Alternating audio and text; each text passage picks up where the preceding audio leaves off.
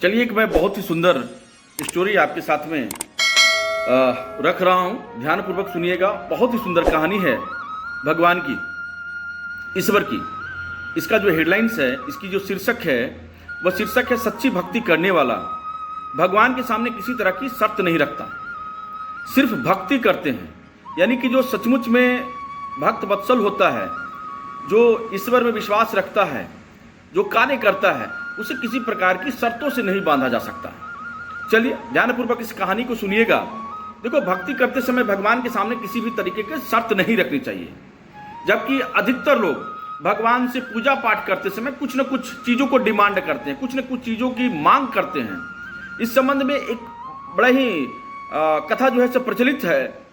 कथा में बताया गया है कि सच्चे भक्त किसी बात का ध्यान रखना चाहिए, है ना। अब उसको ध्यानपूर्वक सुनिएगा। कथा के अनुसार पुराने समय में किसी राजा के महल में एक नया सेवक नियुक्त किया गया। राजा ने उससे पूछा कि तुम्हारा नाम क्या है। सेवक ने बड़ा प्रसन्न भरे लफ्जों में जवाब दिया, महाराज, आप जिस नाम से मुझे बुलाएंगे वही मेरा नाम हो जाएगा। राजा ने कहा, ठीक है। उन्होंने फिर पूछा कि तुम क्या खाओगे। सेवक ने बड़ा सरलता से जवाब दिया, आप जो दे देंगे वही मैं खा करके अपनी जो भूख है उसे मिटा लूंगा, उस क्षुधा को भर लूंगा। राजा ने अगला सवाल किया, तुम किस तरह के वस्त्र पहनना पसंद करते हो। सेवक ने कहा, महाराज, जैसा आप मुझे देंगे मैं खुशी खुशी उस वस्त्र को धारण कर लूंगा। राजा ने फिर क्वेश्चंस किया, फिर सवाल खड़ा किया कि तुम कौन से काम करना चाहते हो। सेवक ने जवाब दिया, हे प्रभु, जो आप कार्य मुझे सौंपेंगे मैं उस कार्य को 100% पूरा करूंगा। सेवक ने कहा, महाराज, एक सेवक की जो कोई इच्छा नहीं होती, मालिक जैसा रखता है वैसे ही रहना पड़ता है। उसमें किसी प्रकार की कोई जो बाउंडेशन नहीं है, किसी प्रकार की कोई बाध्यता नहीं होनी चाहिए। यह जवाब सुनकर राजा बड़ा रोमांचित हुआ, बहुत प्रसन्न हुआ।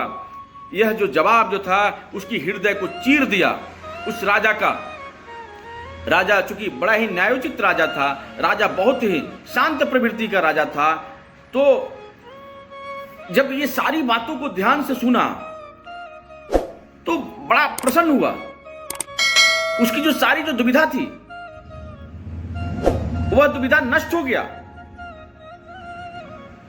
उन दुविधाओं में कहीं कुछ इफ बट का कोई जगह नहीं बचा। There was no space at the time which has been used by God for king. उसके सामने कुछ रहा ही नहीं। उसके बाद में राजा ने उसे अपना गुरु बना लिया, नौकर से राजा ने गुरु बना लिया। इसीलिए मैं कहता हूं कि जब आप भक्ति करते हैं तो भक्ति करते समय भगवान से कोई एक्सपेक्टेशन मत रखिए, क्योंकि भगवान तो त्रिगुणातीत है। वह सब कुछ जानता है कि आपके मन में क्या चल रहा है, कौन सी कार्य को आप पूरा करने की आपके अंदर में इच्छा है, आपके अंदर में कौन सी कार्य करने की ललक है,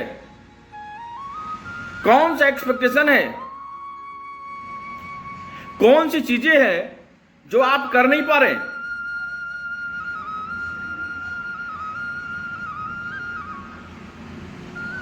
चीजों को सोचता है।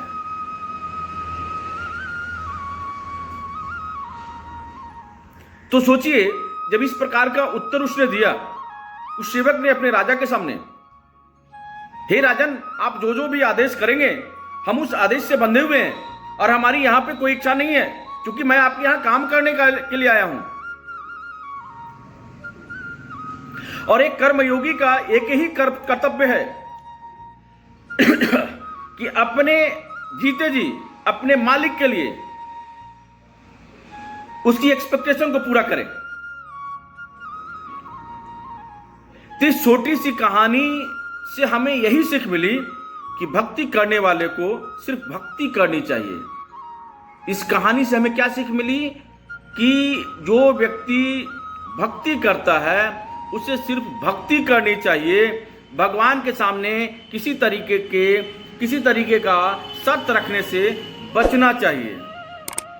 तभी मन को शांति और भगवान की विशेष कृपा मिलती है। इसलिए इस बात को ध्यान रखिए। निश्चित तौर पर उसकी जो आपके प्रति जो भावना है वह संभवतः उसे अवश्य पूरा करेगा, क्योंकि जानता है। क्योंकि आप मान लो कि अगर ऐसे भी आदमी के पास में भी गए हो तो एक बात को निश्चित तौर पे आप मान लो कि उस व्यक्ति में उसी परमात्मा का जो पुंज है वह टिमटिमा रहा है, यानी कि उस मालिक के अंदर में भी उसी परमात्मा का दिव्य स्वरूप जो है उसमें विराजमान है। तो वो देखेगा। और एक अगर अन्यायी भी राजा होगा, अन्यायी तुम्हारा अगर मालिक भी होगा, तो धीरे धीरे तुम्हारी जो कुशल जो व्यवहार है, जो कार्य करने की क्षमता होगी, वह उन चीजों से दूर करके तुम अपने तरफ इतनी आकर्षित कर लोगे कि प्रभु की और उस मालिक की भावना तुम्हारे प्रति इतनी ज्यादा हो जाएगी कि वह सारी चीजों को छोड़ करके तुमसे इतना प्रेम करने लगेगा कि हर तुम्हारी जो इच्छाएं हैं वह बिना कहे हुए उन इच्छाओं को पूर्ण करेगा। इसलिए ध्यान रखिएगा, विशेषतः वैसी माताएं बहनें या वैसे लोग या हम लोग जब भी मंदिर में जाएं तो भगवान के सामने हम विभिन्न प्रकार की डिमांडों को ना करें और ईश्वर के सामने अपने आप को संपूर्ण तन मन भाव से नतमस्तक हो जाइए। निश्चित तौर पर वह आपकी इच्छा को पूर्ण करेगा। जय सिया राम।